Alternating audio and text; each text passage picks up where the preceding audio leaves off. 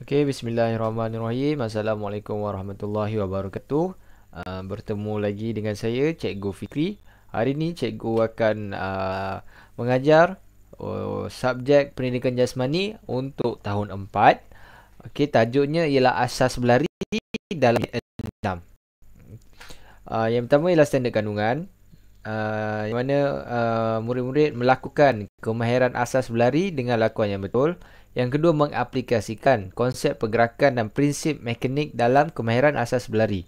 Okey, yang kedua kita tengok kepada standard pembelajaran, di mana pada akhir pembelajaran ini murid-murid dapat berlari dalam laluan lurus dan selekoh dengan pelbagai kelajuan. Yang kedua, murid dapat berlari berganti pada satu jarak.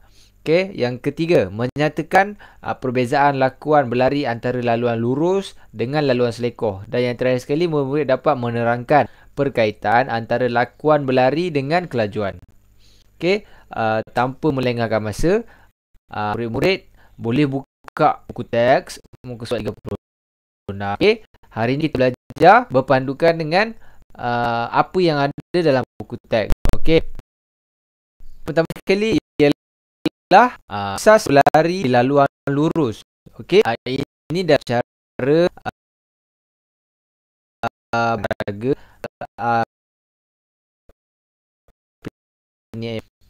meter ataupun 200 meter ataupun 400 meter ataupun 4x4 macam itulah acara-acara yang ada dalam sukan balapan. Jadi untuk okey, kita ambil contoh acara 100 meter yang mana pelari perlu berlari dalam jarak 100 meter dengan keadaan laluan yang lurus. Jadi apa yang murid-murid kena buat untuk mendapatkan larian yang laju dan pergerakan yang betul? Yang pertama sekali, murid-murid perlu menegakkan kepala dan halakan pandangan ke hadapan. Maksudnya kita berdiri tegak, mata ni fokus pandang ke garisan penamat, ke hadapan terus. Okey, yang kedua ialah condongkan badan sedikit ke hadapan. Maksudnya macam ni sikit. Condongkan sikit badan ke hadapan, mata pandang depan, kepala pandang depan, condongkan sikit badan. Lepas tu yang terakhir sekali, tinggikan lutut semasa kita berlari. Semasa kita melangkah tu, kita kena tinggikan lutut. Nak tinggi mana tu cikgu? Kita angkat lutut tu setinggi kalau boleh 45 ke atas. Kalau boleh 90 darjah lagi bagus. Kenapa kita kena buat macam tu? Supaya langkah kita konsisten dan juga kita punya daya larian tu lebih bertenaga, lebih jauh, lebih laju dan lebih kuat lah untuk kita cepat sampai ke garisan penamat. Okey, ada 3 langkah untuk kita berlari dalam laluan yang lurus. Macam mana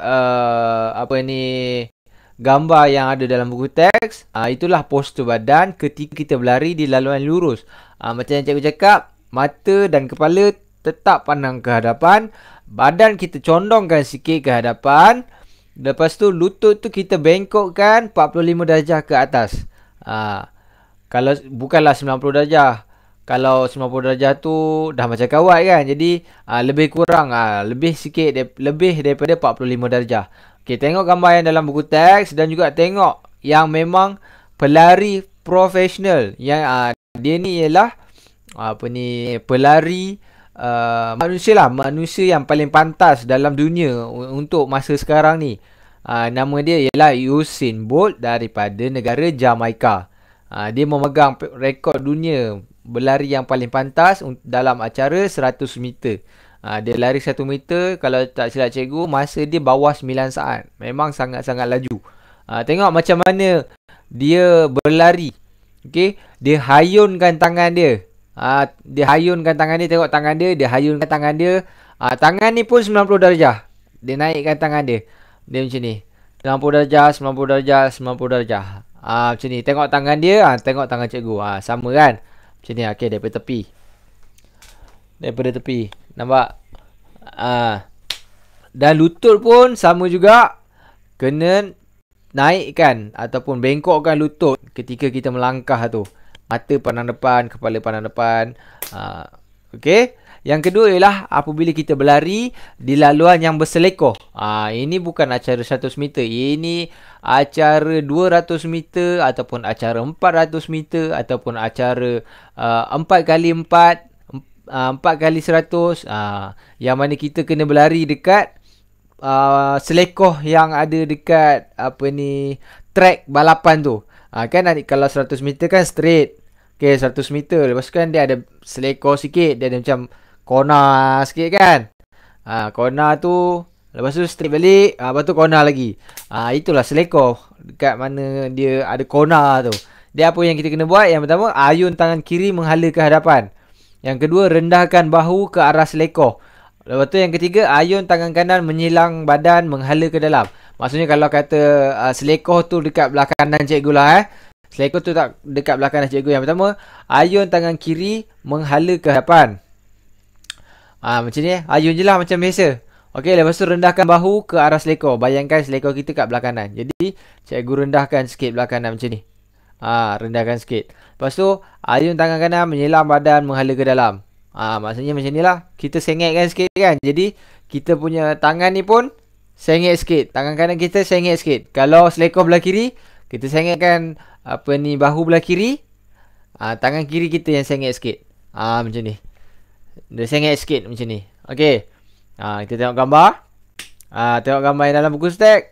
Budak yang pakai baju warna purple tu buat. Nampak? Lutut tetap sama, kena bengkokkan juga. Ayun pun sama 90 darjah tapi sengitkan sikit bahu. Kita sengit sikit. Sengit kiri, sengit kanan. Sengit kiri, sengit kanan. Macam tu.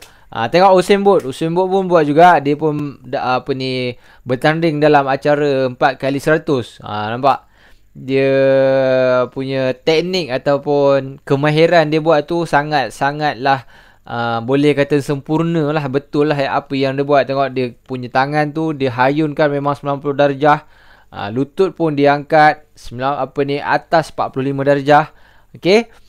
Yang ketiga kita ada asas berlari berganti-ganti. Asas berlari berganti-ganti ni maksudnya yang main baton tu, yang bagi baton tu, yang kita lari sampai satu tempat, kawan kita tunggu kat depan, kita bagi baton, kawan kita pula lari. Itu dalam acara 4x100 ataupun 4x400. Okey. Tentang berlari berganti-ganti ini ialah pemberi dan penerima baton mesti berada pada jarak yang selesa semasa pertukaran baton. Zon menerima baton memberi ruang kepada penerima baton untuk membuat pecutan sebelum menerima baton. Okey. Sebelum kita memberi baton dekat kawan kita, biasanya kawasan nak memberi baton ni dekat selekoh, dekat tempat yang ada corner. Biasanya kat situ kita akan memberi baton. Kat situlah zon, di mana zon tu kita panggil zon menerima baton. Zon tu sepanjang 30 meter. Jadi yang menerima baton tunggu dekat permulaan zon tu. Okey. Lepas tu bila kita orang yang bawa baton tu sampai, sama-sama lari. Sebelum orang yang nak menerima baton ni keluar daripada zon baton tu, yang pegang baton ni kena passing dekat kawan dia, baru kawan dia boleh teruskan larian. Okey, kita tengok. Kita tengok gambar. Okey, kita tengok gambar. Kita tengok gambar macam mana nak passing baton dulu. Okey. Kalau kita lari, orang yang berlari yang membawa baton tu pegang tangan kanan. Yang menerima kena hulur tangan kiri. Macam ni. Kalau yang bagi tangan kanan, kita terima tangan kiri. Kalau bagi tangan kiri, kita terima tangan kanan. Tak boleh lah kalau kita bagi tangan kanan, orang tu pun nak terima tangan kanan juga. Tak boleh. Dia tak sesuai. Dia melambatkan proses pertukaran baton tu. Jadi, kita akan lambat sampai. Untuk melancarkan, orang yang bagi tangan kanan, orang terima tangan kiri. Orang bagi tangan kiri, kita terima tangan kanan. Dia bersilang. Okey? Tak percaya? Kalau tak percaya cikgu-cikgu, tengok gambar. Tengok budak tu. Budak yang kat belakang, yang pakai baju purple, yang kat belakang, yang bagi baton tu tangan apa? Tangan kanan. Yang terima, yang kat depan tu, dia terima tangan kiri. Okey. Yang cikgu cakap pasal zon menerima baton tu, tengok kat sini. Dia ada satu zon, satu kawasan lah, sepanjang 30 meter. Tengok. Yang gambar A dulu. Gambar A dia nak bagi. Ini ialah memberi dan menerima baton gaya pandang. Gaya pandang.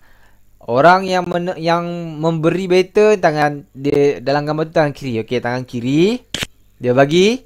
Yang menerima dia pandang belakang, dia hulur tangan kanan. Macam ni. Nampak cikgu buat? Macam ni. Macam ni. Dia pandang belakang. Macam tu. Supaya kita dapat sambut. Supaya tak jatuh baton tu. Kalau jatuh baton tu, dia kira batal. Orang yang memberi tu tadi kena kutip balik. Kena bagi balik ke orang tu. Kalau baton tu jatuh. Okey. Itu sahaja untuk pengajaran hari ini. Tugasan untuk awak ialah cuba salin nota tentang asas-asas larian yang cikgu dah terangkan tadi dalam buku tulis. Salin secara lengkap dan hiaskanlah dengan warna-warni ke biar dia nampak menarik. Okey, itu saja untuk kali ini. Sekian, terima kasih. Sehingga kita berjumpa lagi. Bye-bye.